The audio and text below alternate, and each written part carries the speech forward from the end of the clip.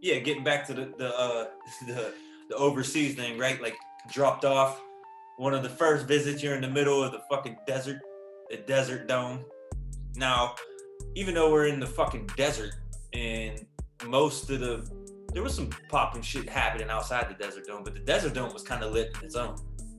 I think the bad part for me was when we was in Bahrain, everybody I was with was fresh. So most of us, this was our first time there. So none of us really knew like where to go, what to do. And you know, at that time, being the young black guys on the ship, the older black guys wasn't like cool, if you will. So we didn't really hang with them. And the white guys was like, man, we going over here. So it was just like we just gotta figure it the fuck out type of shit. Yeah, more so it was like more like, for me, it was always a maturity level, right?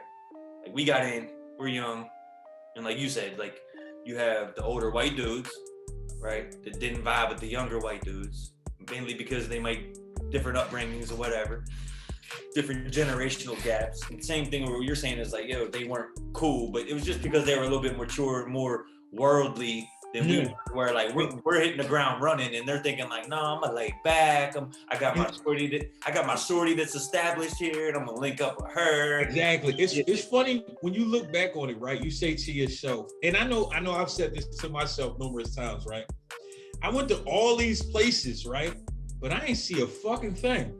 Nah, but the inside of a bar or a club. Yo, it's like you go somewhere, the first thing you thinking was food and ass. Like everything else was irrelevant. It's like I want to eat some food and I want to look at some fucking bitches because you just tired of seeing fucking dudes.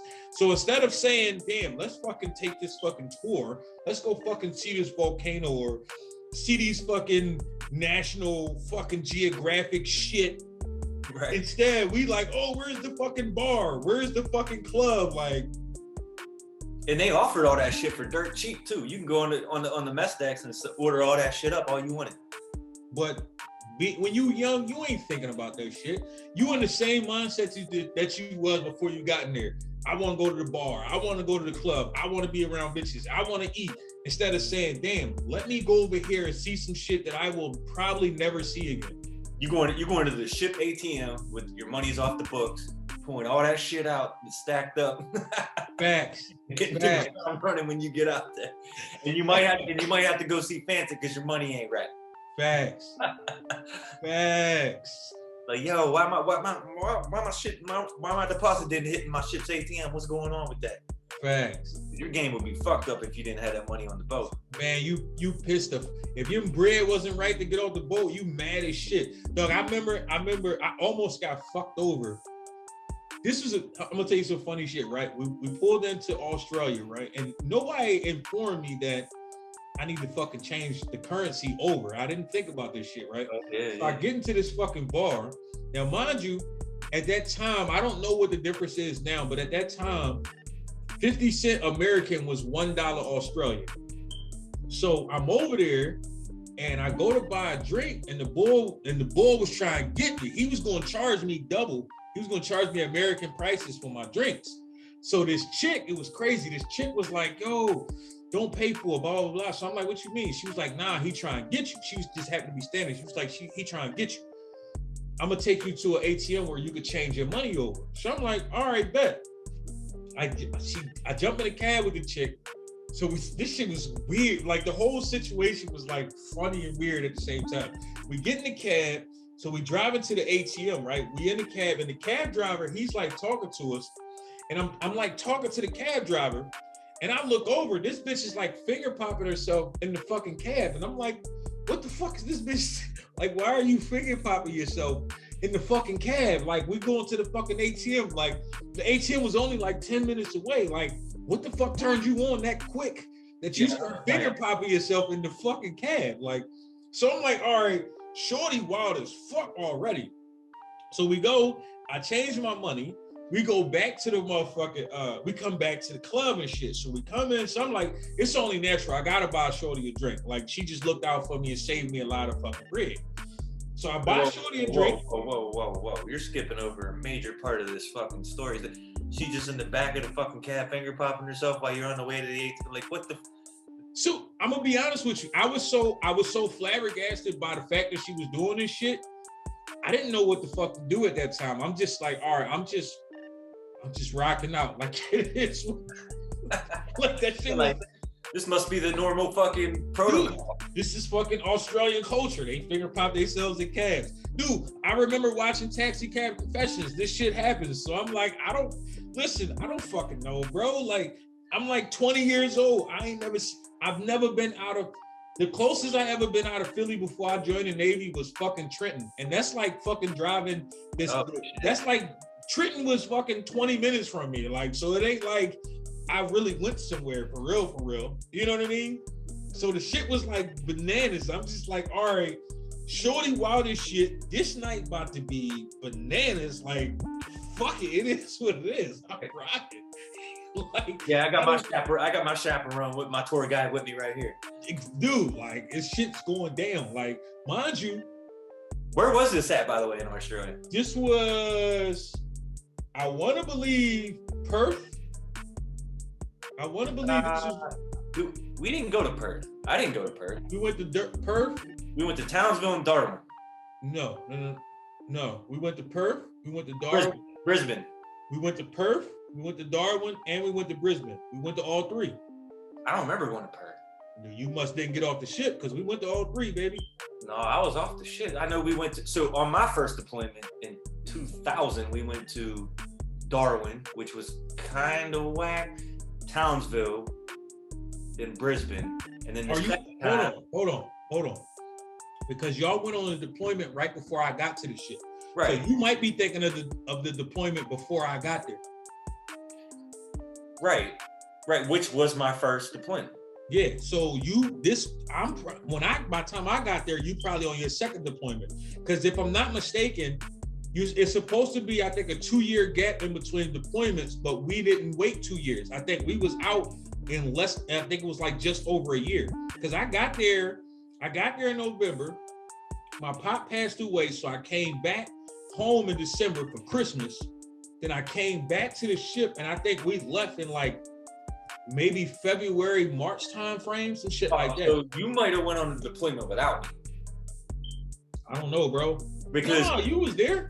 Because I'll tell you why. Because normally our schedule was to go out around the August time. So I noticed for a fact, because the first time I got there in Hawaii around July. We left. No, we were supposed to go out for 5.5 months. Right. We ended up coming back. We ended up doing 9 months, and that's when we did walk day. We did all of that shit. Yeah. So you was with me, son. No, but what I'm saying is I noticed for a fact because I got married right before the second deployment, and I got married in it was either July or August, right before we left for the second deployment. So maybe my time frame is off then. Maybe we left. Maybe it just in my mind it felt faster than that. I don't know. Because remember, we was in and out all the time. It was like Yeah. I think that was what was pissing me off. Because it was like, yo, I don't get to see the fucking island at all because every time I turn around, we'd always do work up. So we'd go out to San Diego, we float around there for a while. It almost felt like we were stationed in San Diego. We was up there so fucking much. Yeah. So I mean, I'm not saying we didn't go to Perth. I'm just saying I don't really remember. I know guaranteed Brisbane and Townsville, those are the two major ones. Because when we got turned around, when they announced that we were being extended, was right around the gap between, we had just left Townsville. Yeah, we was on our way back home. Right. Remember, at that time, because I was still in deck, at that time, we had got all the information pretty much before they would even announce it. So we already knew what was going on. And they told us we was going back up indefinitely. Yeah, they told us, no, they didn't say indefinitely. We originally was only supposed to go back up for 2 weeks. Then they turned around and said indefinitely. And we ended up staying up there for, I think it was like 4 months, 5 months, some shit like that. Which fucking sucked balls, which really sucked balls. 2 weeks from being home. Exactly. Everybody was fucking pissed. So back to your story, you're in this fucking cab, you go to the ATM. Yeah, shorty finger popping herself, and it was like, yo, what the fuck is going on? Like, this shit is wild. Like, for a fucking a young boy that has never seen pretty much nothing. Like I've seen shit, but not to this level. And to see people so fucking free to just not give a fuck. It was like, what the fuck is Shorty doing? Like, this is bananas. But I'm like, all right, fuck it, we rocking. So we get back to the bar. I buy a drink for myself. I buy a drink for Shorty. We sitting there. So now I'm sitting there in my mind. I'm still not really processing the whole scenario. But I buy the drinks and we sitting there, we sipping and we talking. So Shorty, I'm watching Shorty, she's slurping the fuck out this drink. Like she slurped that bitch down in like 0.6 seconds. And I'm still sitting there bullshitting with my drink just because I'm just conversating. So Shorty looked at me, she was like, so you ain't gonna buy me another drink? And I'm like, what? She's like, why you ain't buy me another drink yet? I'm like, well, first of all, I don't gotta buy you shit. Like, you got me fucked up that you even talking to me like that. Like, you know what I mean? She's like, oh, so you mean to tell me I'm gonna stand here with you and you not gonna buy me another drink? And I'm like scratching my head. In my mind, I'm like, all right, who the fuck do this bitch think she the fuck is? Like, who the fuck is you talking to? So my rude, ignorant, not giving a fuck ass, I walked off on that motherfucker. That was probably like her third or fourth fucking time where it's like, yo, when boats come into port, this is just what happens. This is just what you do. First of all, for people that don't know, when a ship pull into anywhere overseas, there is a bunch of fucking locals standing on the pier. This is real, actual fucking facts. There are locals waiting on the pier, waiting for some, what they think is rich young fucking sailor that's gonna sweep them off their feet and take their ass back to the United States. Not knowing you got all these motherfuckers from the hood who don't give two fucks about you. They gonna stick some dick in that motherfucker and keep it the fuck pushing. But you get those country motherfuckers who never seen nothing, never experienced nothing. They get them super crazy, super experienced dick sucks, and they fucking marry these motherfuckers off the rip. But then they run into a motherfucker like me that's like, man, you get the fuck out of my face. They're probably like, damn, all right, well, don't catch somebody down the street. Exactly. Yo, I remember we was in Australia, right? And I meet this chick. Mind you, Shorty was cool as shit. Like, Shorty was cool as a fucking fan. Like, real shit. Like, I'm talking about, like, I've never met a motherfucker this cool in my life. Like, she wasn't on some, like, weirdo shit. Like, she was fucking putting us on. Like, she put us on all the good spots to eat. All the fucking good, cheap, everything. Like, she was, like, literally, I'm talking about tour guide extreme. Like, I'm talking about extreme. Like, she knew every fucking thing. She showed us where to get the J's from, fucking cheap Coogee sweaters. This is Coogee sweaters was another thing I didn't think about when we were over there is like copping, like, you know what I mean, exclusive shit. Like, I remember I bought 2 Coogee sweaters, 2 Coogee headbands, and it was something else, man. Now, mind you, in the States, a Coogee sweater alone was between like $250 and $300 just for a sweater. I bought 2 sweaters, 2 headbands, and it was something else. I think I only spent $200 for everything. Damn. Like, that shit was bananas, though. And I had like, I'm talking about like flavor joint. Like, this joint was flavor. Like, you wasn't even getting this shit in the States type shit. Like, no, like Australia was the shit. I know, and everybody was over there getting Jordans. Matter of fact, I got my second tattoo in fucking Australia. Okay. Dirt cheap. Yup. Dallas got a whole fucking Henny tattoo on his. So I remember, no bullshit. I remember him talking about it and I thought he was bullshit. I'm like, he's not gonna fucking get the fucking Hennessy arm on his fucking back. His whole fucking back. Whole fucking back. I'm like, yo, he ain't gonna really do that shit. He was in there for hours. Facts. Hours. He got the whole fucking thing done on his whole entire back. I was like, damn, man. And it wasn't like thin lines neither. That shit was thick as fuck. And I was like, shit. Because I remember he was the first thing he did. He went to the tattoo shop and then we just went out. I think that was like one of the first things everybody did, man. Everybody went and got a fucking nice size fucking tattoo. Like everybody, because I think this whole tattoo cost me maybe $100. Where though this tattoo in the States would have ran me like 2 or some change, if not more. For sure. Yeah, so I didn't get any tattoos overseas because when we do the debriefings coming into port to where it's like, oh, you gotta watch out for this, you gotta watch out for that. You know, they made you believe that like getting tattoos over, they don't have the same protocols as we do, so there's a high risk in it and all that shit. So I was like, nah, I ain't getting no overseas tattoos. No, the same tattoo place. Dallas got his tattoo. I got my tattoo. That same spot, the same day. Yo, hold up. Funny story. The dude that did my tattoo, right? I'm sitting there. I'm talking to the boy. I'm having a conversation. So I asked him. I said, "Yo, what's the craziest tattoo you ever got? You ever did it for somebody?" So he started laughing. I said, well, "What's so funny?" He's like, "Yo." He's like, a guy wanted me to tattoo his dick. And I'm like, what? What do you mean? He said the boy came in and he said he was a white guy. He came in and he said, my dick ain't dark enough. So he literally tattooed the boy whole dick fucking black. I'm like, what? What the fuck? You fucking kidding me? He was like, he said straight up, he's like, I thought he was joking when he said it. I thought he was bullshitting and he really was serious. And I'm like, well, what made you do it? He's like, dude, he paid me fucking $300 to tattoo his dick. I don't give a fuck. Like 300, you gotta remember, 300 American dollars, that's 600 Australian dollars at the time. So you just paid this dude $600 to fucking put yourself through torturous pain. He ain't give a, it is what it fucking was what it was. Like he took that bread. Hell no. Hell no. Thanks. Like, no, when he said that shit, I'm like, yo, that's fucking, but I never would, that's something you would never think about. That's something that would not cross your, in my opinion, that's something that wouldn't cross your mind. My dick ain't dark enough, so I'm gonna go get a tattoo. Somebody old head used to tell me all the time when I was in Ohio, he said, what did he say? He said, I got a tattoo of $100 bill on my dick. He was like, you wanna know why I did that? I was like, why? He said, because my wife likes to blow money.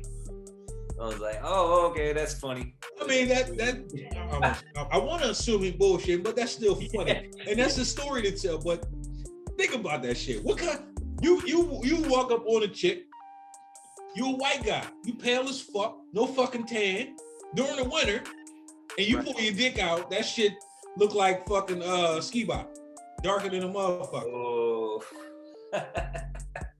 Call back to the Miami trip. Exactly. That shit look like Noob Saibot. Like your dick look like, you pull your dick out, it look like a shadow. You a fucking white guy with no fucking tan. Like that shit just look, you look dumb as shit for one. Had to put the highlights on it. Facts. So it didn't blend in the dark. Facts. Like that shit is crazy. Like when he said this shit, I was like, yo, that's fucking bananas right there. Bananas right there. So Thailand though. Well, so did you get like when you pulled into Thailand or wherever? Did you spend bread on hotels? So when we first got there, at that time, Brown, the same motherfucker. I felt like the day I met this motherfucker, he was gonna be a problem. We wasn't gonna be cool. Me and this dude was fucking roommates. Fucking we got hotels. You guys end up becoming roommates? Dude, hell yeah. Me and Brown end up doing every fucking thing together. Like that shit was bananas. Me and him, Brown tried me a couple times. I guess he wanted to see if I was a bitch or not, if he could like, cause he was like, I think cause he was a little older, he used to like try everybody just to see if he could get over on motherfuckers. And he saw that shit didn't work with me. I think because he saw it didn't work with me, me and him actually clicked. You know what I'm saying? Like, cause he saw like, I can't get over on this guy. This is a motherfucker that'll have my fucking back. Let's rock out. So me and Brown overseas, I wasn't fucking with nobody else. Me and Brown, we out. Like real shit, we out. We doing what we do. You know what I mean? And that's the other question I was going to ask is like, who's your Liberty buddy when you was going out there? Because you got to pick one, depending on who got watched. Who's Brown always. My man, dog. Me and this dude used to be out, and I think what it was with me and him, we wasn't scared to go places.